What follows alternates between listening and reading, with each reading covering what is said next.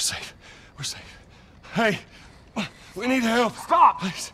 It's my daughter. I think her leg is broken. Stop right there! Okay. We're not sick. Got a couple of civilians in the outer perimeter. Please advise. Daddy, what about Uncle Tommy? We're gonna get you to safety and go back for him, okay?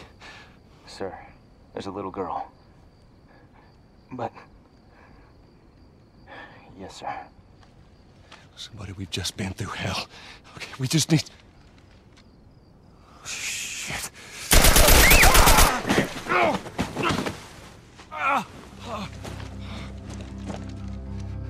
Please don't.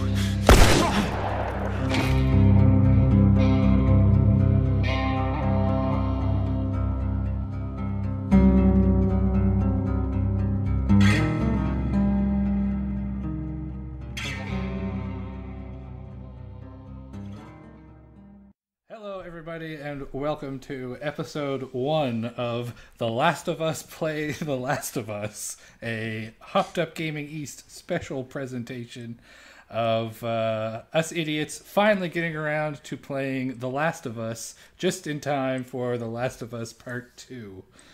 So I am the host of this first episode, and my name is Ben, and I'm joined by my 3 co-hosts. We've got Tim. Hello, everyone. We've got Evan. Hello. And we've got a new old voice to the show, Dylan. Hey, pals. It's been a while, Dylan. How you been? It's been a while, yeah. We've gone around the sun a few times. Been keeping up with you guys. I'm digging the content. Glad to be back. That's great. Excellent. Fantastic. So, basic, quick rundown of what this show is, in case it's just appeared on your feed and you've got no idea. So the 4 of us are very excited for The Last of Us Part 2, and we've decided to have a little video game book club of playing through the first game before the second one comes out. Tim and I have played through the game at least once before. I know I've done it 2 or 3 times. Tim, how many times have you gone through? Yeah, probably twice. I'd say. Cool. And Dylan and Evan have never touched it before in their lives. Newbies. I've touched it a bunch of times in the shrink wrap on my shelf. True, yeah. I've handled the game many times. I did buy it when Final Fantasy 15 came out. Right, so... And it's been in shrink wrap since then. 4 years after the game came out and 3 years ago, and True. Still haven't played it. There you go. I did today. If it's an indicator of how late I am, mine has the red PlayStation Hits border around it, so there you go. Oh, boy. Oh, yeah. Mine doesn't have that.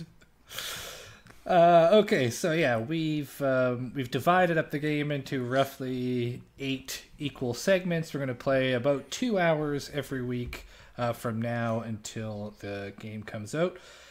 And we have posted our guide, I guess, our weekly recommended readings. So if you want to play along, you can find that in our Discord or probably in the show notes for these episodes.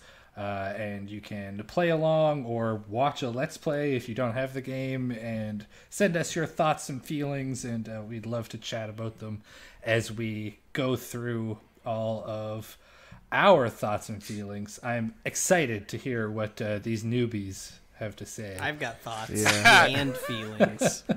I got thinkers. So our first session took us through chapter 1 and I think most of technical chapter 2. We basically played from the very beginning until we escaped the city with Tess and Ellie. So I have a recap here. I don't know if we want to read through that for context for people listening. I guess it wouldn't take that long. We can just sort of burn through that. Let's do it. All right. Let me take a little sip of beverage here because there's a lot of text on the screen.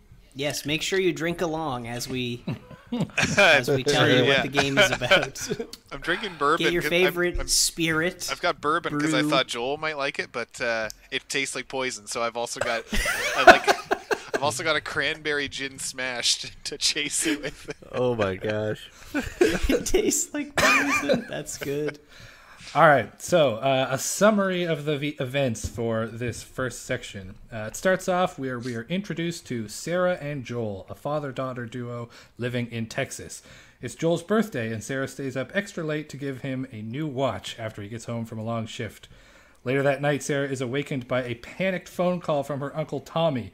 Sarah goes to try and find her dad and watches as he's forced to kill a neighbor who attacks them in a violent rage. Uncle Tommy arrives and the family try to escape by car, where it quickly becomes clear that all hell has broken loose. The car is struck by a truck, and the family are forced to flee on foot through mobs of people, some of which are clearly infected with something.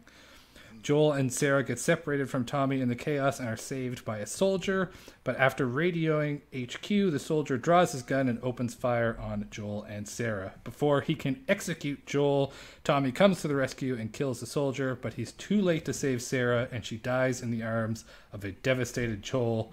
Cut to title screen. Yeah. A series of voiceovers through the opening credits brings us up to speed on the outbreak, and it's now 20 years later. We follow an older... Big time jump there. Yeah, big time jump. We follow an older, grizzled Joel and his partner in crime, Tess, through a world worn down by decades of plague. Ration cards are the new currency, and things look grim. After exacting vengeance on an arms dealer who double-crossed them and introducing us to the various fungus-based plague monsters along the way, Joel and Tess are recruited by Marlene, leader of the militia group called the Fireflies. She tells them she can get them the guns that the arms dealer screwed them out of, plus interest if they can deliver a package out of the city for her.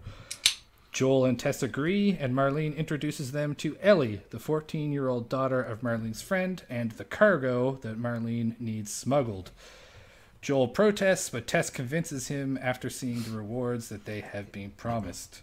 Joel, Tess, and Ellie set out on their way outside the city and are immediately captured by a guard patrol who begins scanning them for infection.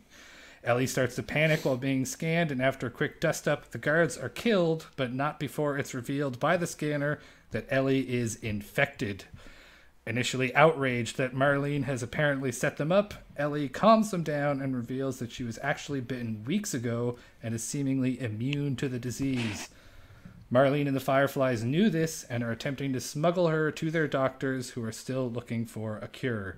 Joel is doubtful about the whole thing, but they have little choice but to press on towards the rendezvous point. All right, so... Very good. I played the right part. Good. None of that was a surprise to me. Excellent. That's good. As I wasn't really sure, it's hard when I was setting these endpoints to try and make it as clear as possible without spoiling things. Yeah, no, there's good prompts for sure.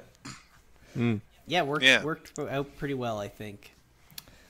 Yeah, so I guess just before we dive into our specific talking points, maybe just a real quick gut check from everybody. How you're feeling about it? Any thing that immediately overwhelmed you, or just a quick first impressions? Dylan, what did you think? I'm enjoying it. My first note is just opening sequence and then yikes in all capitals. But yeah, I'm definitely I've noticed that at least from my experience, the gameplay is definitely a little bit more dated than the story content, if that makes sense. Like the world and the immersion and stuff is all fantastic, but I'm noticing myself getting a little bit hung up on the old bones of Uncharted, perhaps. Like in the DNA of the game, but some of that aiming is a little for sure. But overall, I'm definitely digging it. I keep reminding myself that it was a PS3 game. Nice. And Evan, how you feeling about things? Yeah, so the start is very sad. Obviously, his daughter dies in his arms, and then it just cuts to The Last of Us, and I was like, all right, fuck, I guess. And then it's 20 years later, I'm like, wow, even worse. This poor guy has lived an additional 20 years without his daughter, and he's probably pretty rough shape. Turns out he actually has invincible legs, and I don't know, maybe all of his clothes are immune to the spores, so he has a mask that he wears when the spores are around, and then as soon as there's no spores, he just takes it right off. Yeah, I guess the spores aren't very sticky because I guess not. they don't seem You to think that worry. he'd like dust himself off and they just get right in your eyes, but yeah, he can leap from incredibly high like heights. Yeah, there and was- his legs can just absorb it like no problem. That's interesting you bring that up because it wasn't a jumping moment, but it was like a moment where I was like coming to the edge of some broken stairs, and there was no animation of him like clambering down. He just like stepped off of it like a 3-meter drop to the ground. Yeah. As if he was And like then at he the kind of just like playground or crouches a something. bit, Yeah. and then he's fine.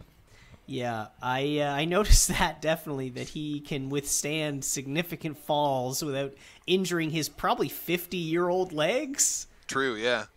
Like his daughter early on is like 10 at least, right? Maybe even a little Like older. tweens, yeah. And so he's probably had her when he was like 20. That's pretty young. So he's like 30, 20 years later. He's pushing 50 at least, right? Yeah, he's His getting up legs are there. pretty good for a 50-year-old man. I mean, if you're living in the apocalypse, like, wasn't it rule number 1, cardio? Like, he's probably in good shape. That's true. The game looks very good Yeah, for sure. being as old as it is. I forgot that it was a PS3 game the whole time I was playing it. I mean, it looks like a PS4 game. Oh yeah, it looks wild, especially the cutscenes, the way the motion capture and the facial animation is done. It was just so far ahead of its time. Totally. And I think that will probably shine through the whole game. Like, that'll just be something that doesn't age it at all, which is incredible because a lot of motion capture games don't look great usually after a little while. Yeah, or like the faces are great, but the bodies are a bit whack, or vice versa. Yeah. Like, Yeah. All right, and Tim, so you have played the game before. How has this revisit been going so far? Pretty cool. I find myself paying a lot more attention to the smaller details, knowing what's happening. Like, just really, like, even in that intro sequence, just really exploring the house again, and coming across really cool, like, moments, like the TV report that goes on when the gas leak happens and an explosion, and then you see it out the window like a second later. It's just a cool moment there, and then everything quickly spirals, and just really paying attention to all that stuff is so cool. I love that. Interesting. Like, 1-2 of the, you got to get out of here, gas leak. TV goes staticky, and then you look out the window and you see the plume of fire pop right up. Well, it's interesting that the TV was able to get the explosion before it happened and record it and send it to the TV. Well, it's because it's a ways away, so the delay, the broadcast delay, is equal to the time it took the sound from the explosion to get to where you were. Well, and also the visual of seeing it at this as well. or maybe it was a video footage of a smaller explosion that caused the more visible one. Yeah, sure. Perhaps, Definitely. Perhaps that makes more sense. All right, so let's, I guess, dive in. So we covered 2 chapters, more or less, the prologue and then the quarantine zone. So I guess we'll just roll through. I had a couple of discussion points that I pulled out, but if anything comes up that you guys want to talk about as we're going through, feel free.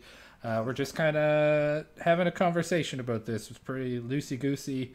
We'll just see where it takes us. So this is sort of less a discussion question and just something that immediately jumped out to me, especially now tangentially working in game development, where the very first thing you see when you get control of this game is a fully reflective mirror. And it's just such a like developer flex that is a thing, especially in a PS3 game that looks this good. I just thought that was hilarious. That like that's the level of polish that they're going for. That even PS4 and PC games now don't do reflections. And yeah, the new Gears of War doesn't have reflections in mirrors. Yeah, and this one does none of the blurry bullshit. It's like a full-on, fully rendered one, which is nuts. Yeah, like Tim was saying earlier, that house is a great little space. I didn't spend much time in it. As far as like, I kind of should have, I guess. well, it reminded me, a guy named Mark Brown does a series called Game Maker's Toolkit, where he like Yep. goes into like fundamental game design principles, and he did an episode about like how waypoints work in games, like how they kind of guide you from place to place, and like whether they want to use UI elements, like in a lot of Ubisoft games, like pointers and flags and stuff. But he talked a lot about how Uncharted, which is another one of these guys' games, uses a lot of like The color open yellow. doorways. Yeah, or like open doorways with light coming through, and yeah, like windows with curtains blowing, and the stuff that just kind of naturally grabs your attention. And that house, as well as like the following chapter 1 or whatever, does a lot of that, like kind of naturally coaxing you through the space without you feeling like you're being funneled, I guess. You are, but it just feels a little bit better. And obviously the game's like visual intensity kind of lends itself well to that sort of realistic guidance. But I thought that was really cool, like going into a room with a flickering TV and then kind of getting led towards the stairway and checking your dad's room and all that jazz. It very much keeps you in the space instead of just staring at the go here icon. For sure. You're much more cognizant of your surroundings, which is Although I have to say, later on, I was curious, like, where the hell do I go? Because there isn't, like, any map or, like, little icon, and there's no button to press to be like, where am I going again? Right. I guess for this, at this point, we still have had, like, a NPC with us at every point to be like, hey, I'm standing by this ladder. Yeah, usually I don't know where they are, though. I run ahead and I'm like, oh, shit, where'd that lady go? If Ben can correct me if I'm wrong, but I think if you have a real tough time with it, the game will nudge you in a direction. Probably. I think it starts to give you. It uses the mechanic with the TV where when you can press L3, I think, to look over. Yes, to like see zoom the in. explosion. If you are stuck in an area and don't go anywhere for a while, it will give you that L3 prompt and literally turn you towards the direction you're supposed to go. Right. Okay, that's good to know. Yeah, which is kind of nice. And the nature of the game is, for the vast majority of it, you do have a character right beside you that can give you a, aren't we supposed to be doing this thing or whatever to poke you in the direction. And now going forward, it's going to be a punky teenager to very effectively prod you. All right, let's see. Question number 2 I had here. How did you guys feel about the family on the side of the road? Was Joel right to leave them behind, or do you fall more on Sarah and Tommy's side?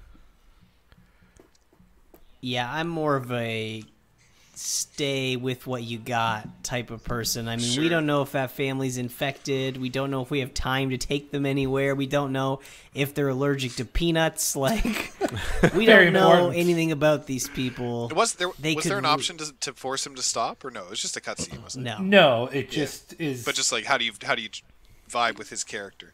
Yeah, but also he had blood all over him, so he obviously had to like kill someone before he even came home. So like, he got in a fight with the neighbors. It sounded like. But like, I feel like even before that, he's seen some shit. Right. So I think he's just like, you know what? Yeah, not gonna happen. He's got some I idea. think that's totally fine. I don't think there's anything wrong with that. So we got Evan leaves them behind. Tim. Oh, super left behind. Yeah, like. I might be colored by previous playthroughs of this game, but I have a Joel in my head now that I'm realizing, actually right now, I'm gonna have a hard time not just being that Joel for my first playthrough. Like endgame Joel. just I have a hard time not being that cold, heartless. Yeah, fuck them. Yep. Yeah. Well, you have the ability to know the entire story, so you're like a time traveler playing this game. Right. Yeah, but even then, like, I don't want to frig with it. I have a memory of playing this game, and I'm kind of, in a weird way, chasing that memory. So I'm going to have a hard time not being a dick as Joel. Yeah. Joel's definitely a dick. Yeah, so Tim also leaves him behind. Dylan? Yeah, I mean, given the urgency of the situation, probably just get the heck out of there. Yeah, I mean, I probably fall closer to Tommy, but also in such a way that if Joel was in the car with me, I'd be like, fine. Yeah, and you're right. also go along. True. I would want to stop, but if he was next to me telling me to fuck off, I would probably just keep going. It's Yeah. I mean, like, I would say, like, if they didn't know what was going on, if they just knew that people were panicking, then maybe. But, like, the neighbor smashed into the patio door and he had to kill him. Like, it's not like they were just following hearsay to get out of there. Yeah, Yeah, like Evan said, he has seen some shit. exactly. All right, I guess now we just sort of skip ahead to the main talking point from this prologue chapter. Did anyone shed a tear for poor Sarah? That scene remains in my top 10 list of the like most emotionally wrecking scenes. Well, they give you just enough for you to like get her as a character. Like, you get enough information to know that her dad's not always around. She loves her dad. She doesn't get to spend much time with him. She knows he doesn't take care of himself. Like, she knows that he never like does anything for himself. She stays up late to give him the present. And then she like picks up the card off her desk, and you read this cute freaking card, and then she's just like, "Oh, now I'm dead." She was like, You like in like 5 minutes, you like get enough to know her whole entire life and character, and then they just take her away. It's devastating. Oh, yeah, honestly. It's brutal. The way that you start as her, and so like she's the first character you meet. You can like relate to her, and then halfway through the prologue, you're forced to be Joel and protecting her, and so you're even more attached. And then have you guys played a game called Brothers, where you control two different characters with the thumbsticks? Big Brothers vibe from that transition. Yeah. I think the playing, like, introing this relationship from her perspective really is a nail in the coffin, I guess, of that sequence. That just seeing how much she loves him, staying up late, giving the watch. Yeah, I don't know how many allowances she would have had to save. True, yeah. Whatever, right? None. You know? She sells drugs. She sells hardcore drugs. That's right. Yeah. I'm interested to see later on in the game, like, if we find it a little bit more what Joel's motives are for, like, not just killing himself after his daughter got killed. You know what I mean? Yeah, like, for like 20 years. Like, yeah, how like did he... I wrote in my notes, like, why would Joel give a shit about anything after like 20 years? Like, it's yeah, like, why would he join anybody's in general group? though? I think that's a question with any of these, like, a post-apocalyptic. Sure, settings. but I think, and we can talk about this a little bit as we move on, but I think, does he give a shit about anything? Right. Like, they That's are, what I mean. Yeah, I haven't spent they are much some time with brutal people in that first chapter. The way they deal with Robert is True. savage. That's true. Yeah, that's true. Yeah, so, I mean, I still remember the summer that this came out. That was the summer that Dylan, we lived together with your dad. And we had a bunch of Supernova people over one day, and we played this opening while we were waiting, like, for the rest of the people there for the party to start. And there's a bunch of people there that don't play games, and they were bawling at the end of this. And that just, like, stuck with me. It's like it's just a legitimately, like, emotionally powerful moment. Yeah. Games as a medium, man. Big time. And the hard cut too. Also, Yeah, for sure. The title card is just like mid scream, just doom. yeah, exactly. Yeah, and not only that, you know, like, at this point, because that happened, you know, this new character who's like the same age as his daughter, he is going to be like really difficult at having a relationship with her because he knows if she dies, like, he can't do it again. Yeah. So Absolutely. he's going to really not want to be friends. Like, I've obviously never played the game, but I have a feeling he's not going to want to interact with her much. But I feel like he's a big softy at heart, so he might in the end. But Big softy. I have a feeling he doesn't want to go through that again because it's incredibly I devastating. mean, I can't blame him. Yeah, no yeah, kidding. obviously not. And the last question for this section was just sort of a, now that we're playing this in the year 2020 in the middle of COVID-19 and the fact that it's about a disease outbreak that wrecks the world, Did that? Maybe this is more a question for Tim and I, but like, did you find that opening like title crawl with all the news reports and the little snippets of everything, did that hit any extra hard given the context that we're sitting in? Like, one of the first voice lines in this like credit crawl is 200 people dead. Yeah. And it's just like we're currently living in a world where over 250,000 people are dead from COVID-19. That little line read, and it was just, oof. Yeah, just it hit way harder, I think. Like, and then I think there's a part where it's like the vaccine didn't work, blah blah blah, and it's like, that doesn't sound good. It definitely captures the like gradual worsening to that. Like, oh shit, it's too bad now. It's way too bad. Yeah. Governments have fallen. Yeah, like, exactly. Stuff that never, to your point, Ben. That was like a dumb zombie movie plot. It was like, oh, okay, whatever. Now we're in the post-apocalyptic. Yeah. Now it's like, here I am at home. Yeah. Yeah, true. One thing I thought was funny that it was talking about how like the Firefly group, their main goal is to get the government to go back the way it was. Yeah, and obviously they didn't have a government like we do today, where I don't think most people want our government to go back to the way that it was. Well, it's because I guess in this world, it's martial law. Yeah, martial law got declared and has been going on for years. Yeah, which is basically I just get that, tyranny. but like also like maybe a newer government that's better at stopping this. Well, this is also several years before the whole Donald Trump fiasco. So very true, true. They had maybe a little bit more faith in government at this point. Yeah. But when that line, like they say it, I was like, not a great plan, guys.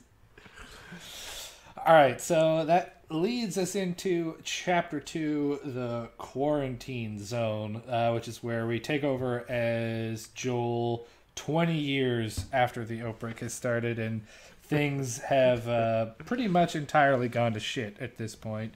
So yeah, he's real dirty. Well, yeah, they're living in a shitty apartment, and you go out and walk around, and the whole town is just wrecked. So one of the things that I think this chapter does pretty well is a lot of this environmental storytelling that really started kind of Big taking time. off in that era of games, especially. Definitely. Did any of you get killed by the guard at the beginning, where they've got Waiting by the fence or whatever?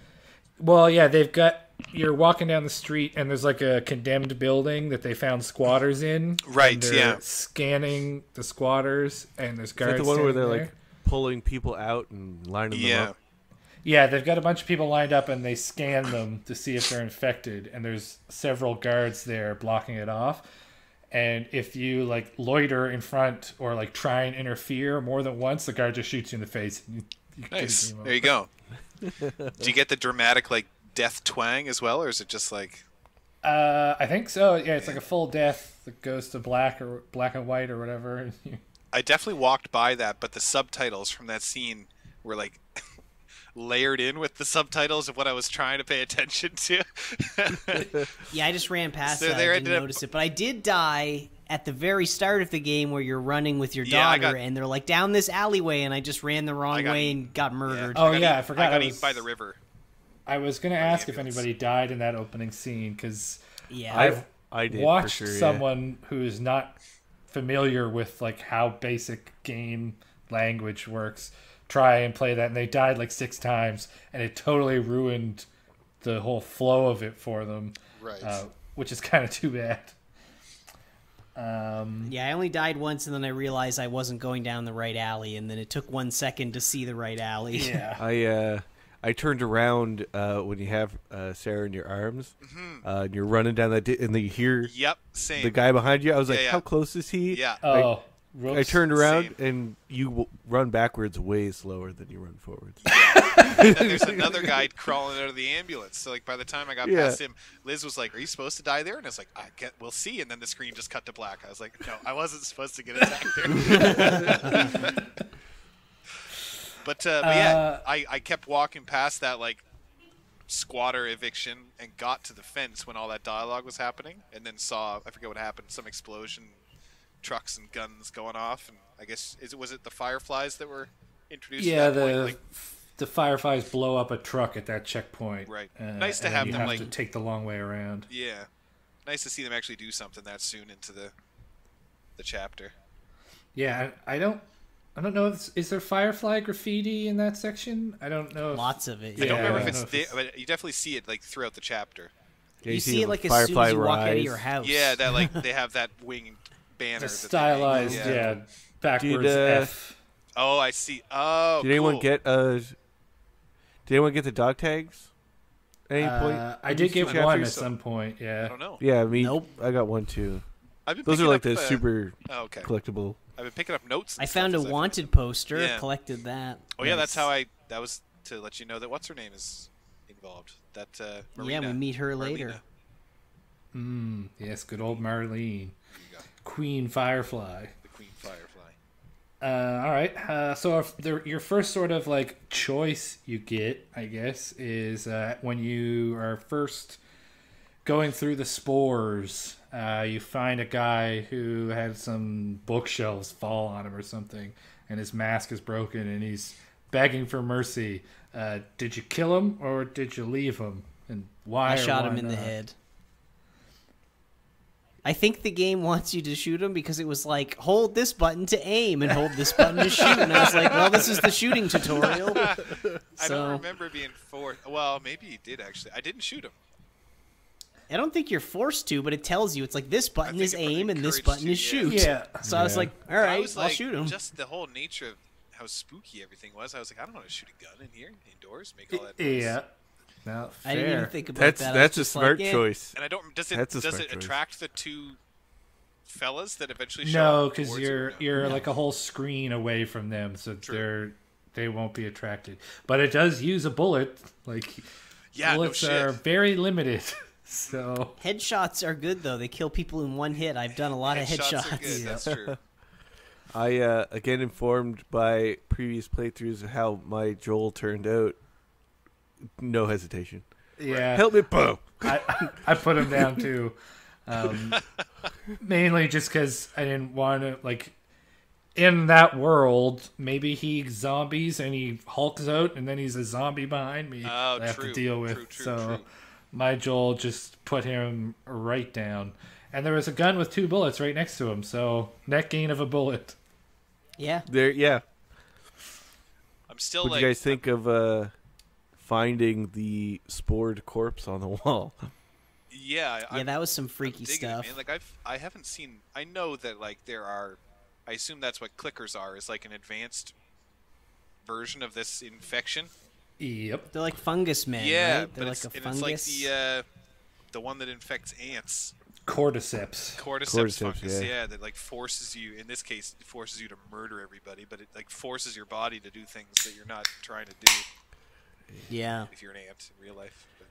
But, I just I love that late stage where they're just wall decorations, but they're plastered and yeah, sporing and you like can see like little mushrooms like coming out of their skin and stuff.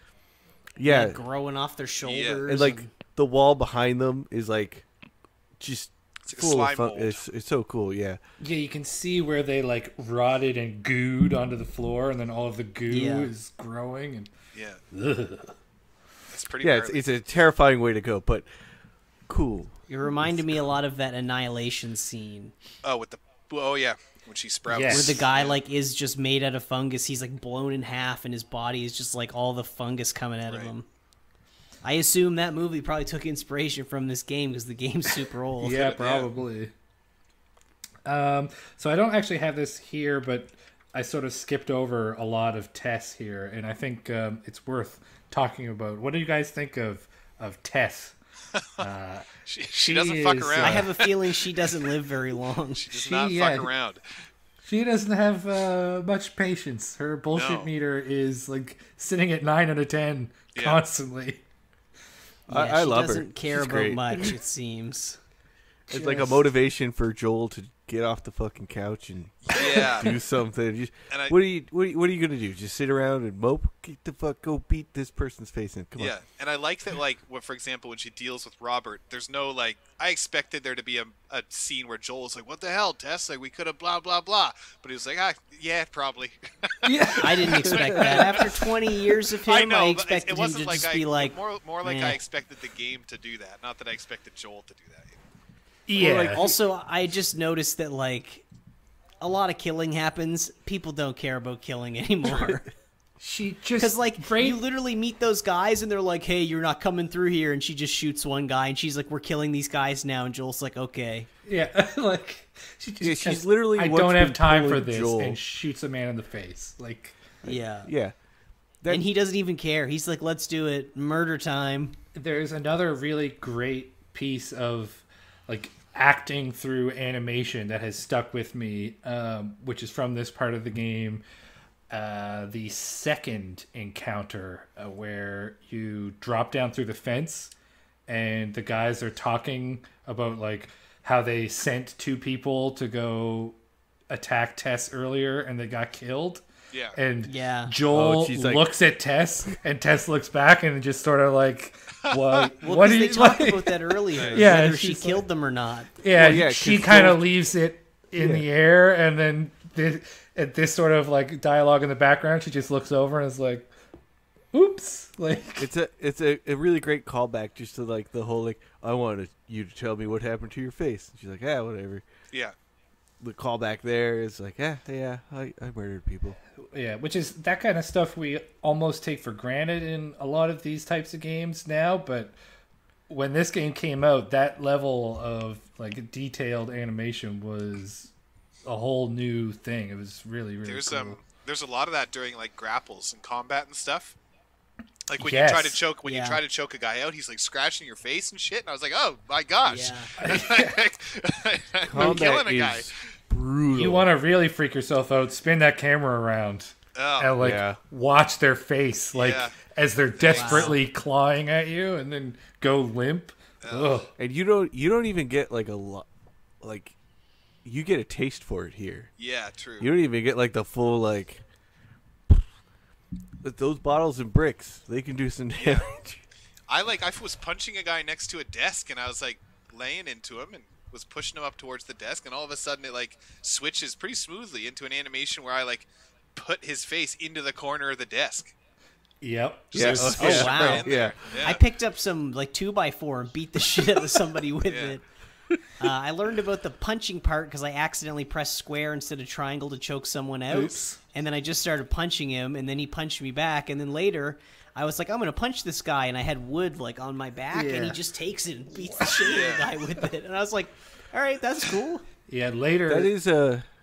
later you can upgrade your pieces of wood so that they Right. have like Spiked bats. Nails. spike through Yeah. it or whatever. Yeah. Barbed wire and poison. Yeah. That Basically.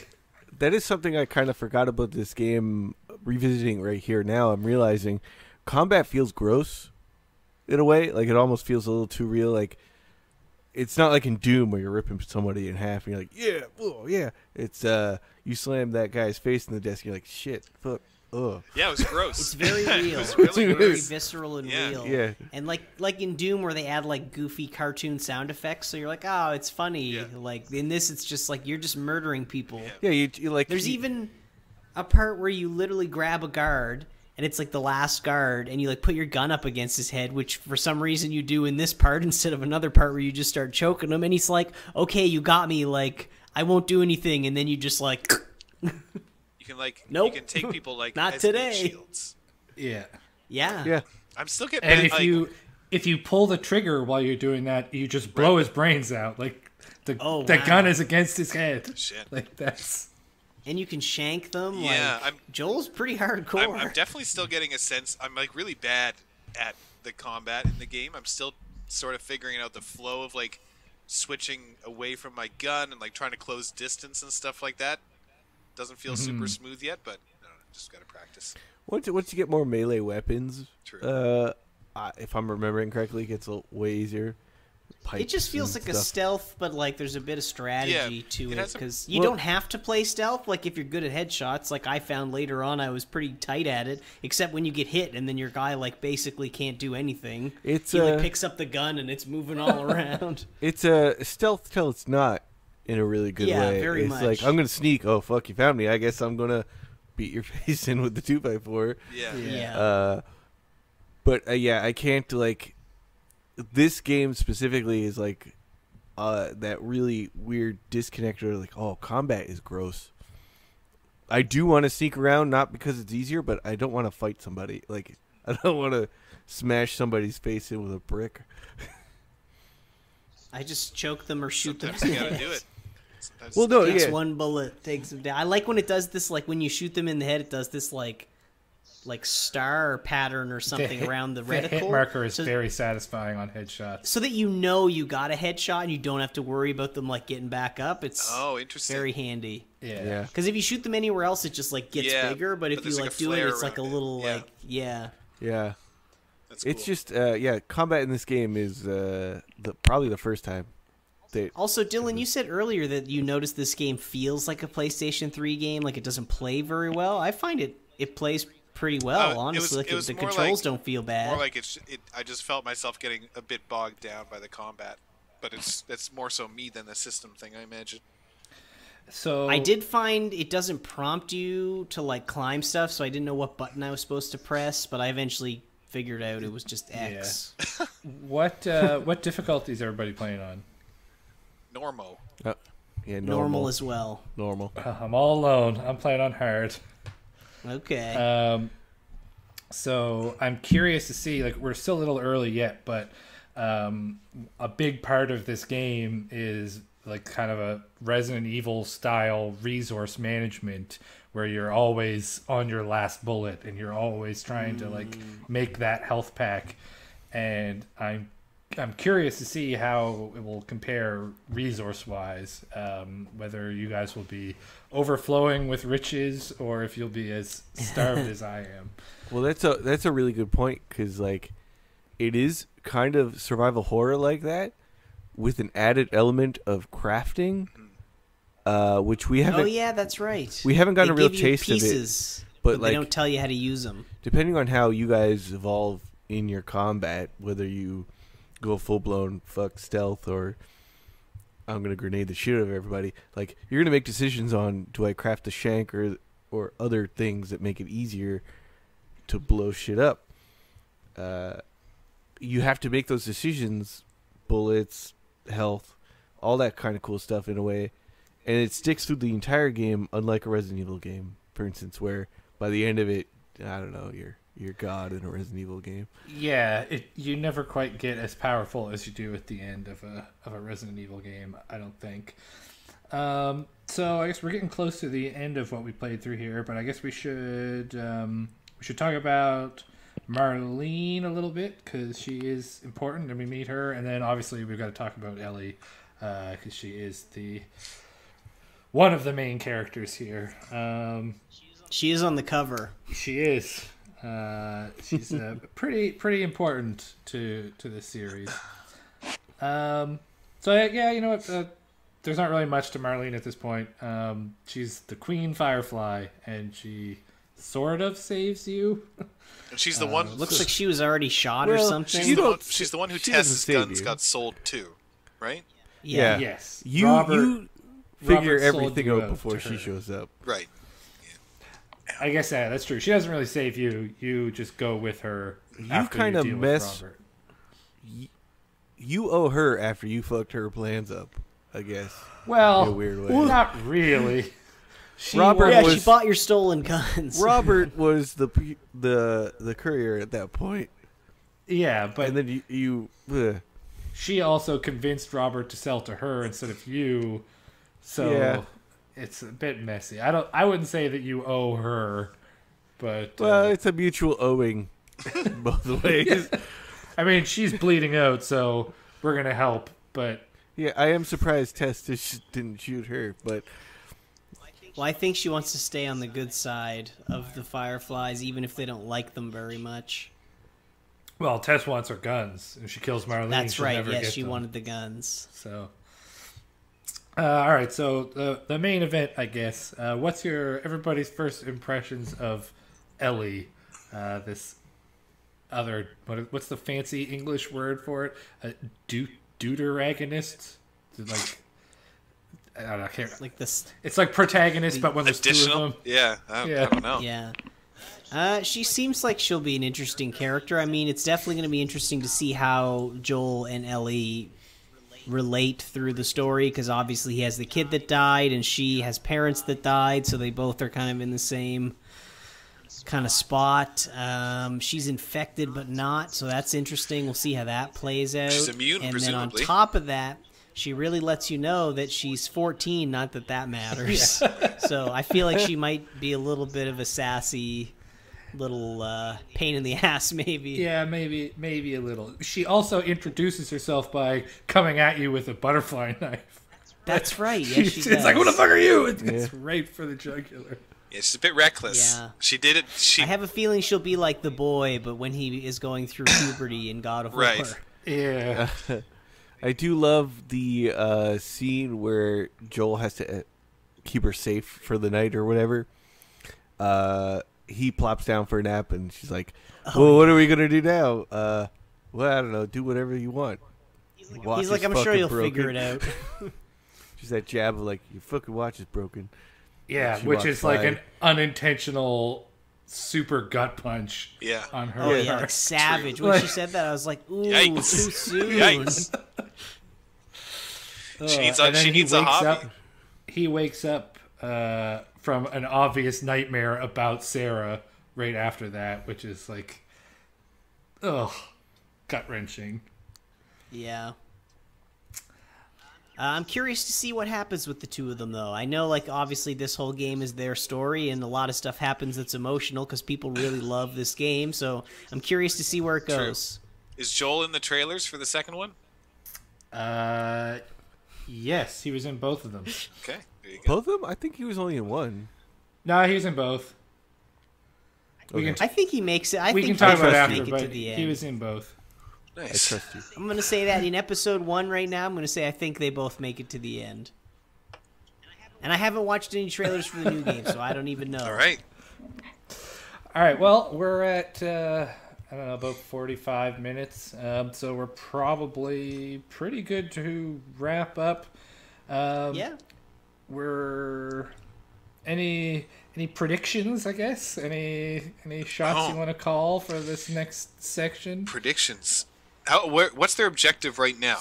So we're Eventually, they currently- want to get to the Firefly base or whatever, their headquarters, where they have a Right, lab. Well, that's the goal. Deliver Ellie. Yeah, Yeah. right now they're trying to get Ellie to the Capitol building nearby, like whatever, Because the there's a city, meetup. to deliver her to the other Fireflies that are going to take her to the Firefly Research Center. Right. I predict that somebody else is going to find out en route that this important package is being transported. All right. So My prediction is that the girl you're with dies. Tess? And that, and that you get some sort of double or triple crossed, and also you have to fight the zombie monster people. True. Haven't seen any full I monsters see yet. those. I see those things happening. Oh, you saw a couple. Yeah, not really though. I've seen like sprinters, you know? Like those just kind of generic infected people. I think you only see 3 alive infected, and you kill one of them. I haven't seen They anybody that kill looks one, like a mushroom. and you can sneak past 2 of them. Right. Yeah. Oh, I killed all can't- 3. Oh, you no, killed all 3? I I super didn't snuck sneak past past that. them. Like that. Bullets aren't cheap, man. I'm still Who said kind anything of about bullets? True. I gotta use my meat fists. I'm still kind of gauging when Tess decides to help, because sometimes she'll be like, "You get the one on the left, I'll get the one on the right," and I go up and like choke out the one on the left, but then all of a sudden his buddy will be like, "Hey, what the fuck?" And then we have to have a gunfight because she like didn't do what her part of the plan. That's another thing about this game. Just the a constant companion or pair of companions, or more than a pair of companions. Just how they can influence combat or not. It's Yeah, great. they do a very player-centric thing, which is nice, but kind of immersion breaking if you're paying close attention, where the AI completely ignores your partners when you're still like in stealth. Right. Yeah, I don't know if any of you had a character just run to you in front of a guard. Yeah. That final sequence in the rain, I like got in a fight with a guard and then just hoofed it to the end. Like I was like, fuck it. It hasn't given me a game over screen. I'm just gonna run. And obviously the other two were trailing behind me with spotlights going and like guys with rifles trained on them and shit. But it was like, I'm not there, so it's cool. That is the right way to do that sprint at the end, I think. I don't think there's a... I mean, you could obviously stealth and kill everybody, probably. But I think just running to that storm grenade at the end is the way to do it. But yeah, definitely obvious. I mean, obviously they're not going to get her to a lab and get her blood sampled, and it's all going to be kosher. Like, Yeah, that's not going to happen in the next chapter. So, something wicked this way comes, I guess. But I'm really enjoying it. Like, all the amount of immersive elements, like even just like how Joel's nose is like fucked up after a fight and stuff. Like, just so many cool little I noticed that stuff. Specifically this playthrough going into a cutscene was like, fuck. Oh shit, I got Joel decked. took that punch to the face real good. Lots of little cool stuff like that. And yeah, like, you know, like you said, is kind of standard now, graffiti on the wall and turn back painted on the bricks and shit like that, but like this game does it really well. Cool. All right, so I guess we'll cap it there. Our next checkpoint is... Let me just pop open that chapter list real quick. So our next checkpoint is to complete Chapter 3, The Outskirts, and we're going to say that you stop when you meet a friendly neighbor. All right. Okay. I'm sure they're actually going to be friendly. Yeah, so I'm going to try and play it like pretty much right away, maybe tomorrow morning, and see how long it takes. We might need to adjust that, but that's what we're saying for now, and that's what the official recommendation is for anyone playing along at home. This is our first week, so we don't have any emails or anything because we basically are just blowing this out of the blue and nobody knows about it.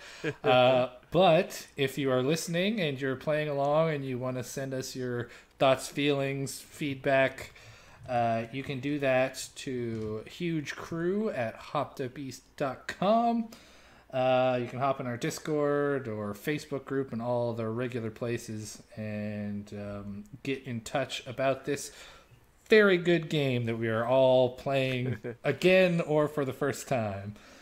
I guess that's it. Anybody have any pithy last words they want to close on, or do we just awkwardly roll the faders and maybe cut to some audio of the game so it's less abrupt? I guess that's the last of it. Is it?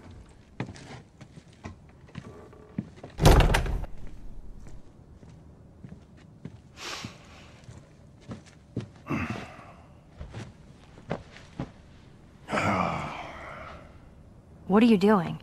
Killing time. Well, what am I supposed to do? I am sure you will figure that out.